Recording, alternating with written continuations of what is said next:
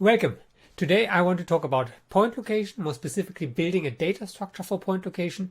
The data structure that we're going to look at will be the vertical decomposition, and a big highlight is how we're going to construct it, namely using randomized incremental construction.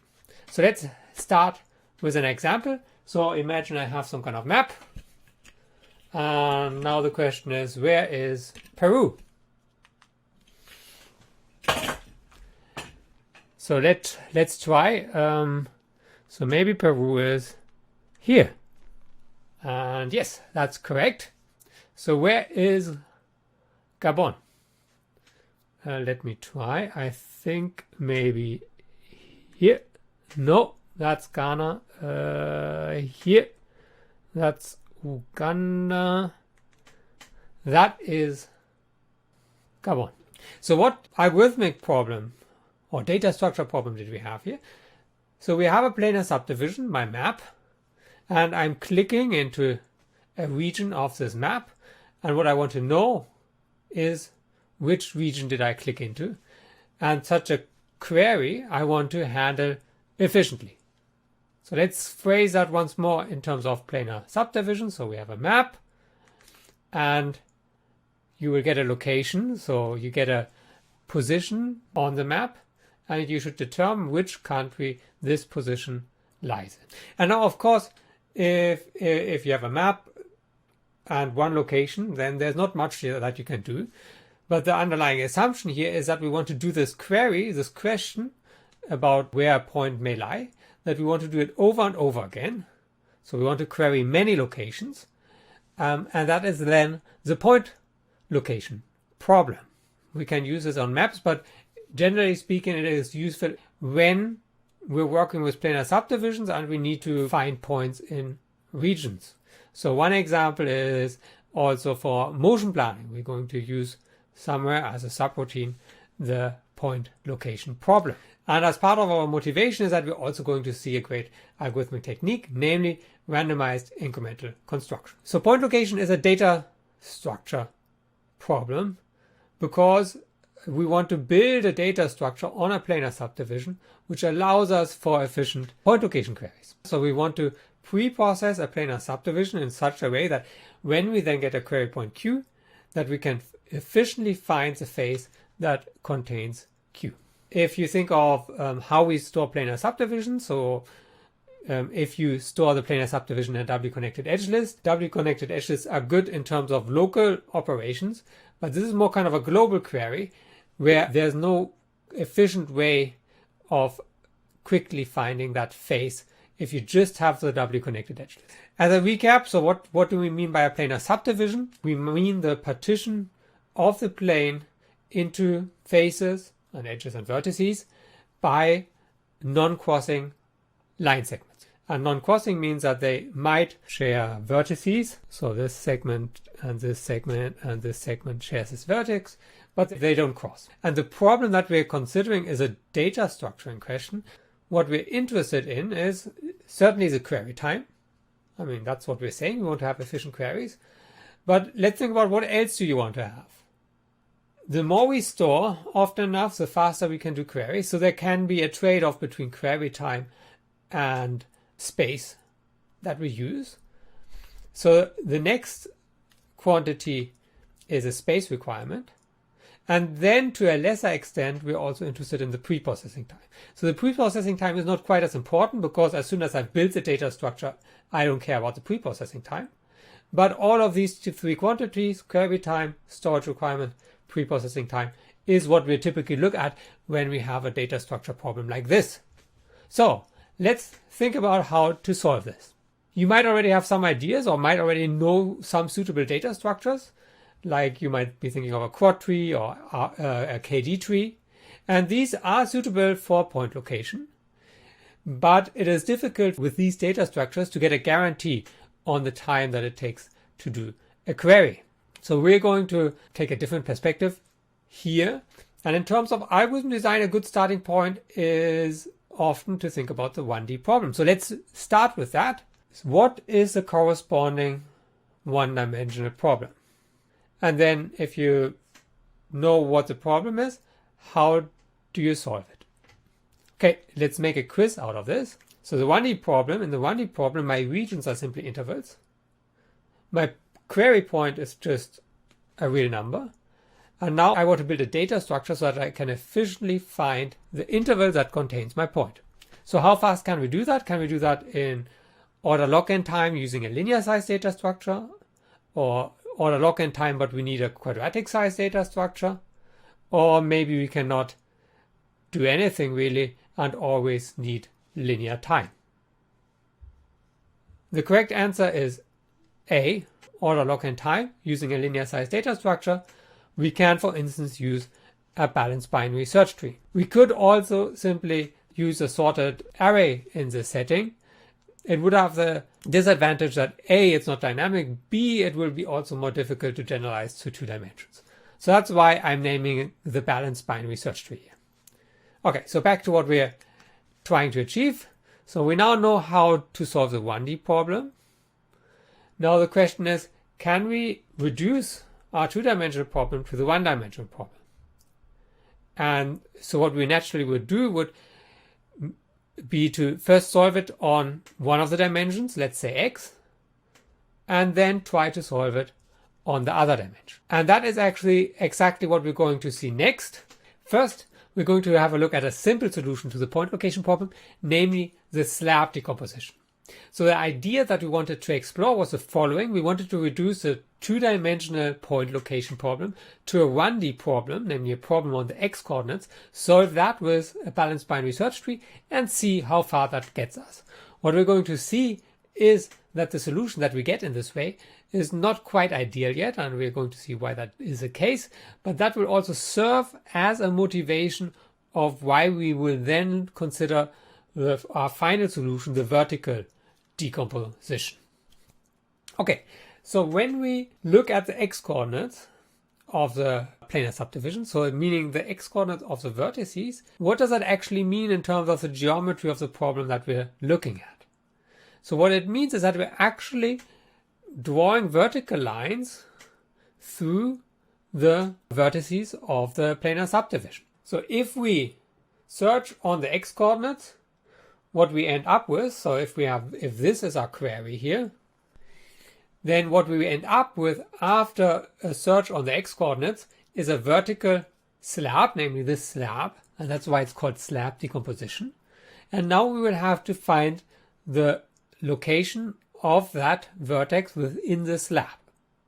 So now we again have to solve another problem, but it is again essentially a 1-dimensional problem because within a slab, each of the segments of our subdivision completely crosses the slab, possibly with a vertex on the boundary, meaning there's also a well-defined order on these segments within the slab, meaning that I can build, for instance, a balanced binary search tree, and that's what we're going to do on such a slab, with the consequence that if I now have a query point, then I will be able to use my balanced binary search tree to find which of the faces within that slab the query point lies in.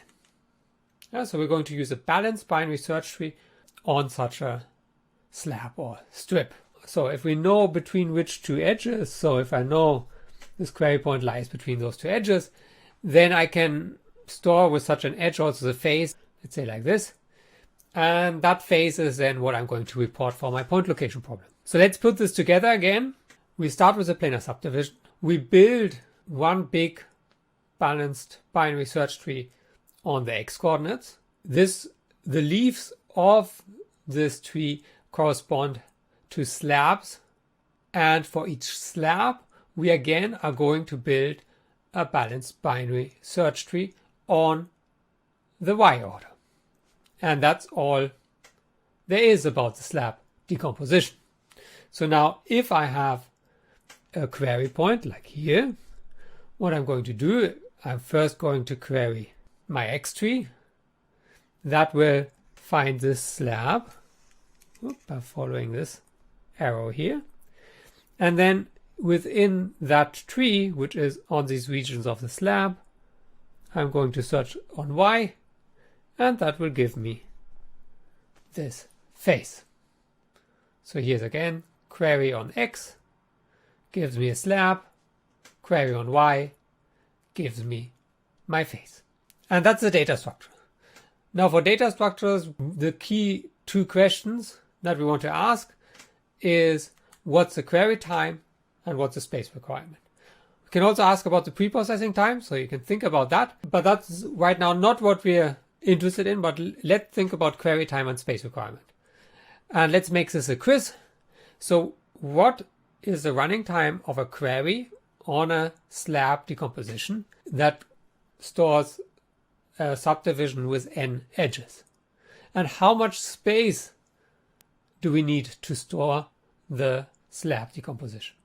So is it A, order log n time and linear space, or is it B, order log n time and quadratic space, or is it C, log squared n time and linear space? The answer is B, order log n queries, n squared space. So first of all, why order n log n queries? Because we spend log n time in the search tree on X plus log n time in the search tree for the Y. So that's log n plus log n together is order log n. So why do we need quadratic space? So here's an example that needs quadratic space. So what we have here is we have lots of long edges, namely roughly n half of them. And then we have these short edges, again roughly n half. And as a consequence, what we will get is that we will have roughly n half slabs, and each of these cuts through all of these edges, meaning that each of the slabs will also have complexity of order n, so order n half, meaning that on each of these I will build a binary search tree of size order n. We have n of these, gives me quadratic space. So in terms of query time, the data structure is very good. In terms of the space, we would like to have something better than n squared. So let's think about why did we get n squared here and what could we do better. So the n squared came from the fact that, each of these vertical lines cuts through quite a lot of faces. So, let's take this vertical line here. It really only has anything to do with this vertex, which as such only has something to do with the face here and let's say the outer face up there, but it creates lots and lots of intersections. So then the question is, how can we get fewer intersections? A simple idea, and we'll have to see how that actually works out in terms of queries, so that will take us a while, but a simple idea would be to say, if those intersections down there are not relevant, let's simply stop at the end of a face. So if I have this vertex, I have this vertical line, and I simply stop as soon as I hit a segment of the subdivision. So we're going to interrupt the vertical lines whenever they intersect an edge of the subdivision, which essentially is what a vertical decomposition corresponds to. Now this will not allow us to first sort on X and then on Y, so we have to do that more complicated, but we'll still be able to do it, and this will give us a data structure with linear space, so a drastically better data structure. A different perspective on this data structure, what we're now actually doing is we're cutting the faces into simple shapes and now need some kind of data structure on these simple shapes. And that's what we're going to see next. So next we're going to look at the vertical decomposition. We're first going to look at a vertical decomposition as a geometric concept, and then later see how we store them as a data structure, and then also see how we're going to construct vertical decompositions. So what is a vertical decomposition? Essentially what we have is we're going to start with a planar subdivision. We're drawing vertical extensions through the vertices of the subdivision, but only until we hit a line segment, the next line segment of the subdivision. So this is called a vertical decomposition, or also trapezoidal decomposition, or vertical map, trapezoidal map. All of these things are the same thing. I'm going to call it vertical decomposition. To make our life easier, we're going to make a couple of assumptions. And the first one is that it will be convenient to have a bounding box around our vertical decomposition. So we have a bounding box R, which includes the whole subdivision, the vertical decomposition will be within that bounding box. We want to exclude some degenerate cases, which we can then handle later. And the first one is the following. So it's always problematic if we want to draw a vertical line, but there is already something there. And of course, if our planar subdivision includes vertical lines, then we cannot really draw a vertical extension there. So we want to exclude this case. So we assume that this does not happen. So let's change that like this. We can still have a problem, namely in the following situation. So even if there's not a vertical segment in the subdivision, if vertices have the same x coordinate, then we have this problem that they would both want to pick this vertical extension. And also we simply want to have a well-defined order on the x coordinates. Let's assume that all vertices have distinct x coordinates.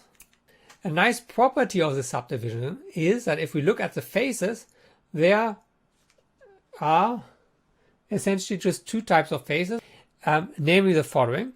So we have these, so here for instance, we have this triangular face, and of course we have more of those here for instance, or here, and we have trapezoidal faces.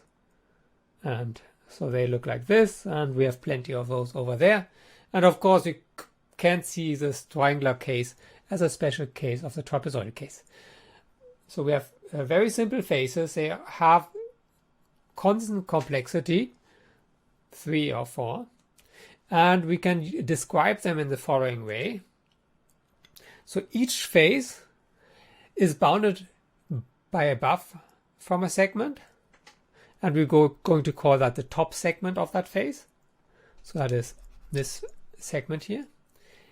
It is bounded from below by a bottom segment, and that is this segment here. So I'm not just talking, bottom does not simply refer to the part that belongs to that face, but simply the segment that is part of the bottom boundary. And then there are vertices on the left and right that determine where the face ends. So there's this left point here and that right point. So if I give you those 4 quantities, top, bottom, left point, right point, then that gives you the trapezoid or triangle that you're interested in. Once more, 2 segments and 2 endpoints of segments describe one face. So that's nice, because now every face is defined by 4 line segments. And of course, in principle, if you think of this as a planar subdivision and there are kind of vertical extensions going down to here, then you might wonder, shouldn't I have vertices here? So is this really just a trapezoid? But for the purpose of the vertical decomposition, we're going to see the face simply as this trapezoid and will not have extra vertices here for the vertical extensions that hit the face in between. So now as a basic building block, we have these faces, triangles and trapezoids, and we're going to connect them using adjacencies. So every face will have as objects eventually the segments that define it, but it will also know the neighbors so that we can traverse the vertical decomposition also locally. So this will look as follows. Between 2 trapezoids, let's say I have this trapezoid and that trapezoid, if they share a vertical extension, then I'm going to call them neighbors, and I indicate this by this red arrow here. And every trapezoid has between 1 and 4 neighbors, as you see here. So let's say this triangle, it has 1 neighbor. Let's see whether we can find one with 4 neighbors. Yeah, the one next to it. We have 1, 2, 3, 4 neighbors. Now, of course, you might wonder, what about this case here? Couldn't we have many more neighbors? Or probably you don't actually wonder about this, because you already know that this will not happen, because we were assuming general position, or we were excluding this as a degenerate case. We were saying these vertices cannot have the same x coordinate, and then this will not happen. How do we store a vertical decomposition, and how complex is the resulting data structure? So what we want to store is a vertical decomposition like here, and it is in principle a planar subdivision, so we could be storing it as a doubly connected edge list, but that is actually not so convenient, and we're going to see a more direct way to store it. And the ingredients for this we've already seen, and the first ingredient is the faces, and that these faces can be described by 4 objects: line segment of the original planar subdivision that bounds it from above, the line segments that bound it from below, and then endpoints of segments that give us the left and the right boundary of that face. So each face is stored by these 4 objects, and then we want to have adjacency between faces. So additionally, with each face we store its neighboring faces, so we store up to 4 pointers to neighboring faces. So in this case it's 3, but it's between 1 and 4, and that we're going to store with a face.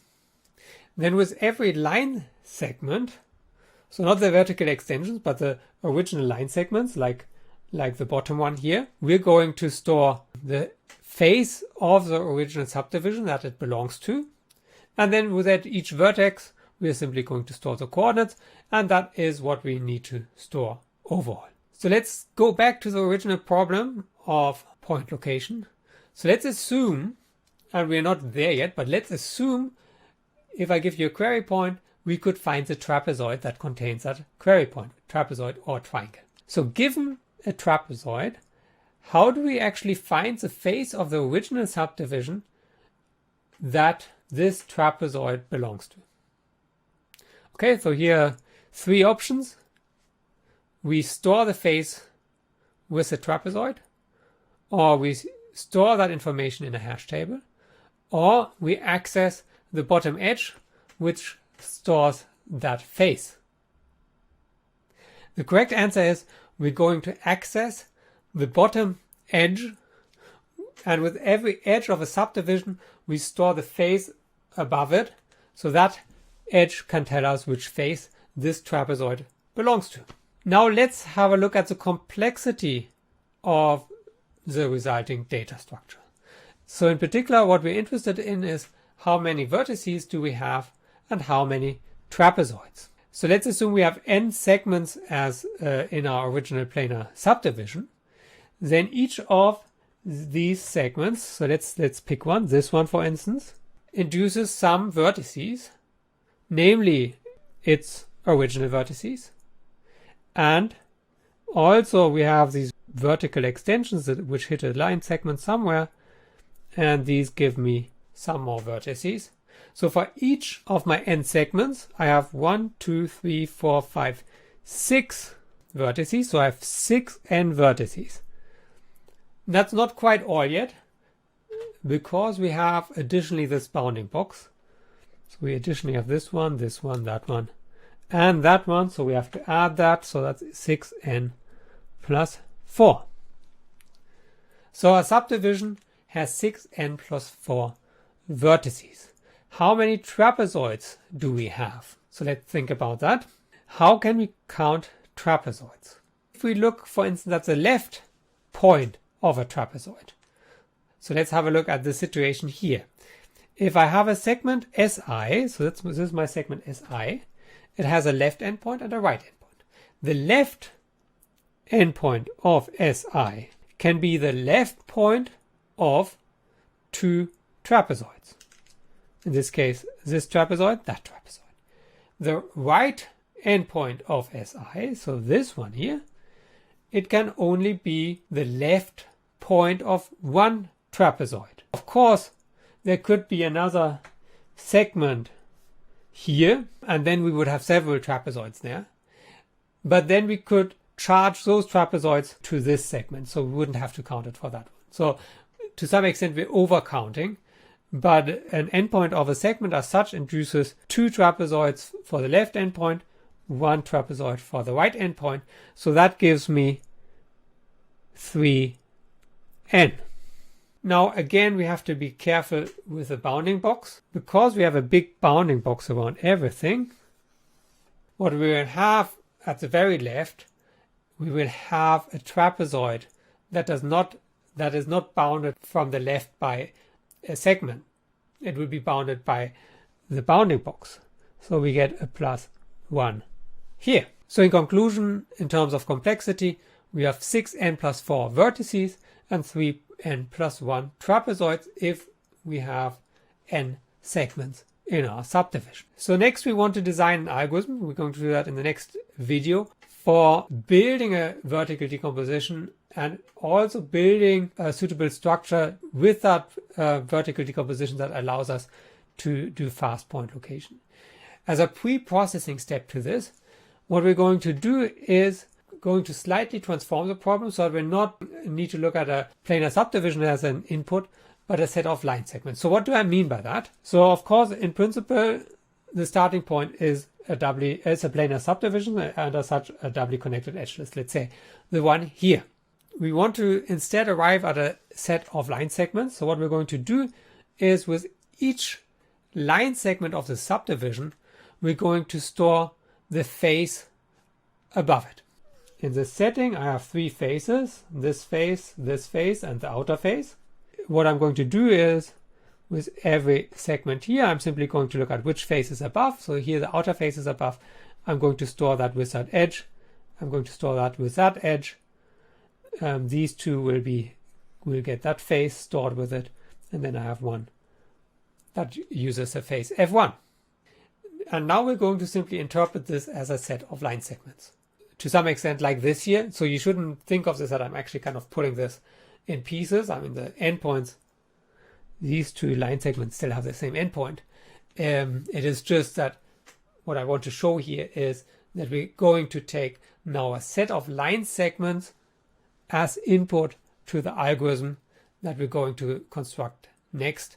And we're going to ignore the doubly connected edge list otherwise completely.